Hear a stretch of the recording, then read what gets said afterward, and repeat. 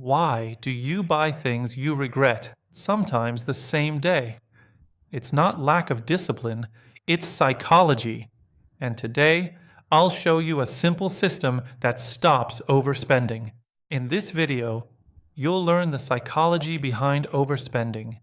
And more importantly, a practical system you can actually use.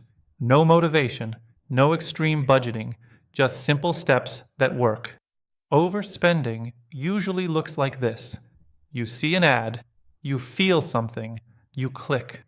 2 taps later, your money is gone. Or maybe it's subscriptions.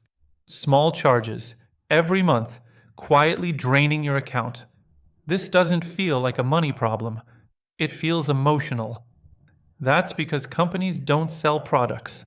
They sell feelings. 3 psychological forces drive overspending.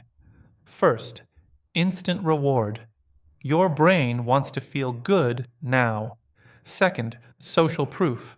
If others are buying, your brain assumes it's safe. Third, zero friction. When buying is easy, saying no becomes hard. The good news?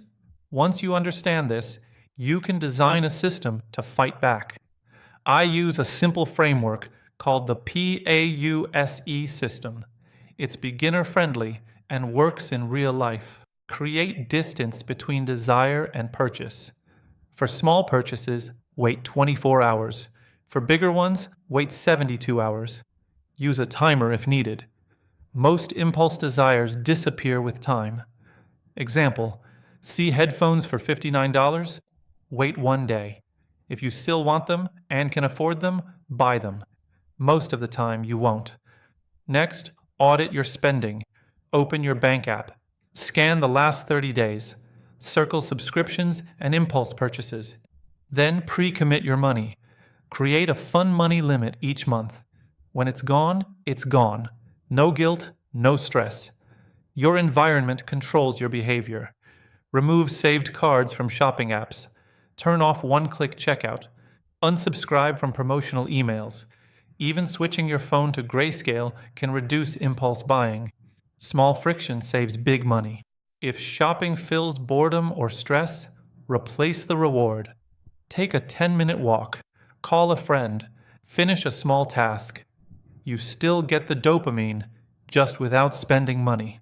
Overspending isn't a personal failure. It's predictable human behavior.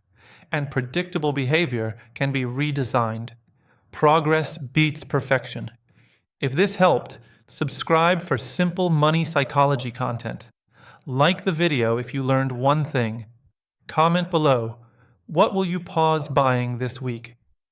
And share this with someone who needs it.